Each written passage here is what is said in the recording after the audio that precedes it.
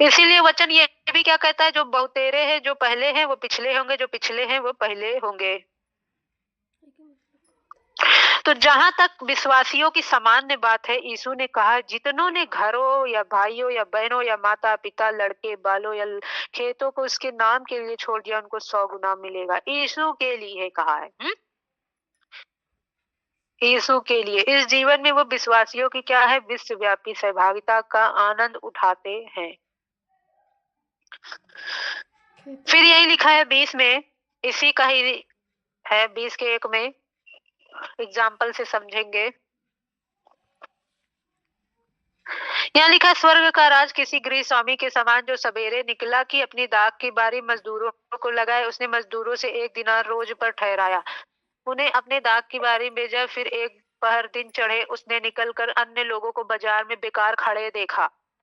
ध्यान से समझेंगे।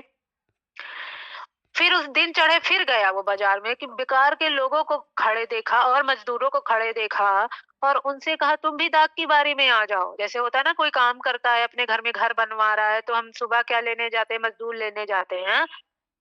मान लो 6 बजे लेने गए हैं, 7 बजे लेने गए हैं, फिर वो काम करे 10-11 बजे तक। फिर वो क्या कह रहा है,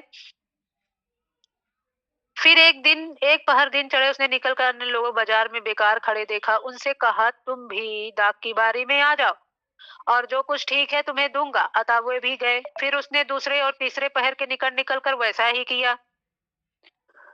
1 घंटा दिन रहे उसने फिर निकलकर दूसरों को खड़े, मान लो 5 बजे तक गया होगा, 4 बजे लास्ट। उन्होंने उससे कहा इसलिए कि किसी ने हमें मजदूरी पर नहीं लगाया। उसने उनसे कहा तुम भी दाख की बारी में जाओ।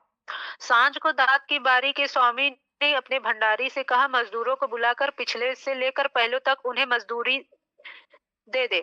जब वे इकट्ठा मजदूरी दे रहा था, जय महीना काम लगाया हो 15 दिन का, हाँ, जब वो आए तो घंटा भर दिन रहे लगाए गए थे, तो उन्हें 1-1 दिनार मिला। जो पहले आए उन्होंने यह समझा कि हमें अधिक मिलेगा।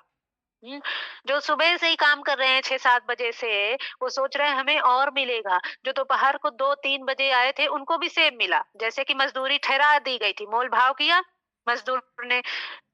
मालिक ने कहा देखो भैया, सुबह आना है, ये काम है, ये सारा काम करना है, तुम्हें 250 रुपए देंगे। तो तय हो गया मोल भाव का, ठीक है, अच्छा है, दाम आएंगे।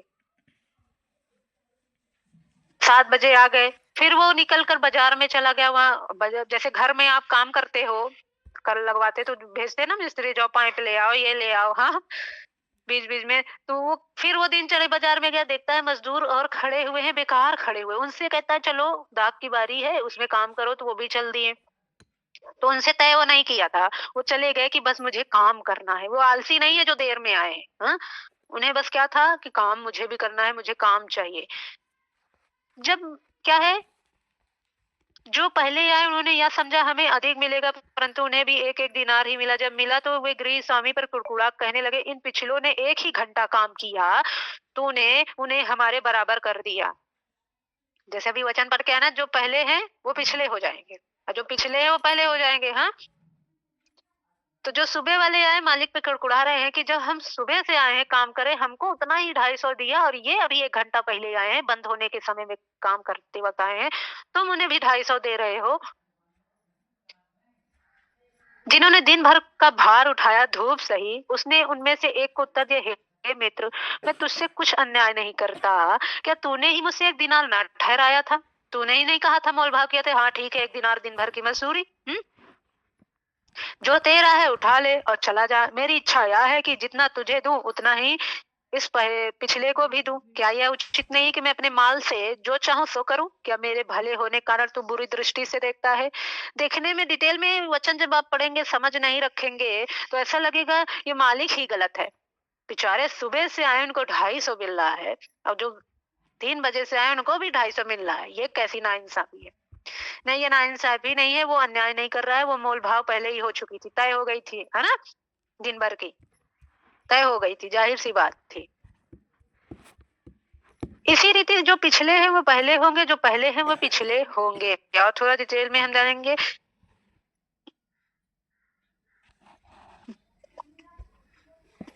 तो इसी तरीके से भी क्या दिया जाएगा, प्रतिफल दिया जाएगा। समझ में आ रहा है ना? इसी एग्जाम्पल के द्वारा यीशु के चेलों को इसके पीछे जो हो लिया है, अपना सब कुछ त्याग कर ऐसे ही प्रतिफल दिया जाएगा। एक त्याग कर और दूसरा मोल भाव नहीं होना चाहिए। क्या होना चाहिए? अनुग्रह।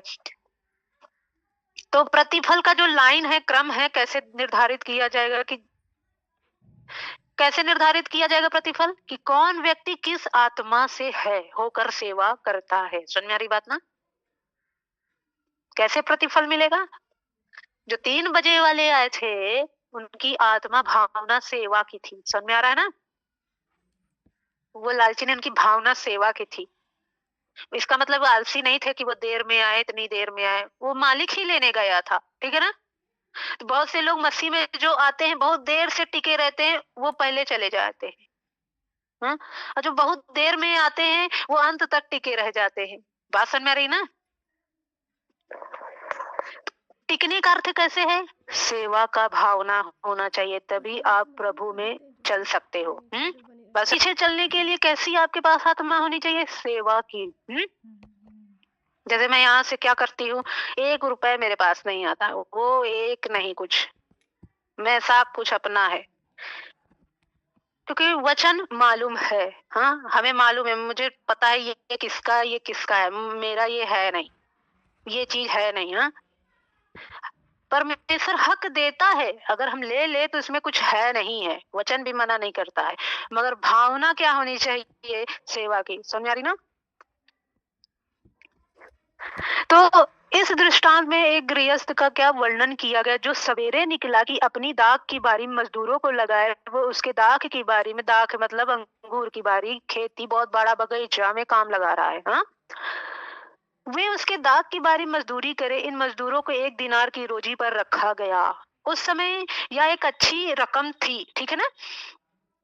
हम मान कर चले कि चेले उन्होंने जो चले, सुबह 6 बजे चले। ठीक है? सुबह 6 बजे चले जो आए,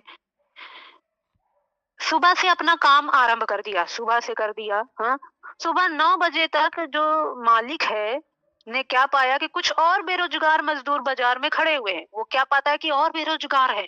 जैसे यीशु मसीह बुलाता है हम सबको ना, और बेरोजगार है और पापी है, बुलाता है ना, तो और देखता है। बहुत से लोग सोचते हैं इसकी क्या आवश्यकता है, हम तो कर रहे हैं काम, हम तो कर रहे हैं, ये कर रहे हैं। नहीं, परमेश्वर देखता है।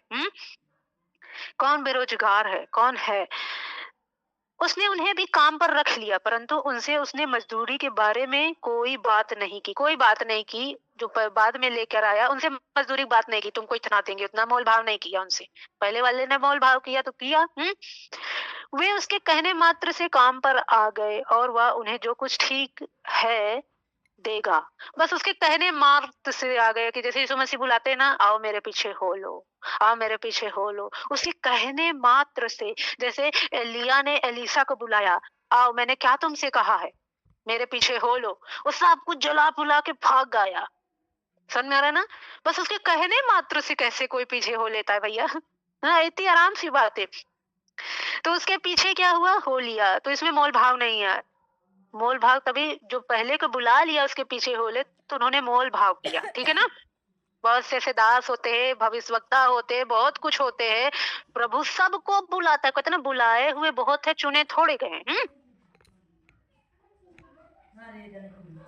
तो बहुतों को बुलाया, तो शुरू में उन्होंने मोल भाव कर लिया होगा परमेश्वर से, प्रभु जी हमको यही चाहिए, हो चाहिए, ऐसे कर रहे हैं, वैसे कर रहे हैं। हाँ, तो परमेश्वर ने कहा इतना ही तू रहेगा, इतना ही रहेगा। मगर बहुतों को बुलाया, कुछ क्या थे, सेवा के भाव से थे। जो देगा ठीक है, नहीं तो सेवा करेंगे, ले ले सब, कौन सा अच्छा है ये।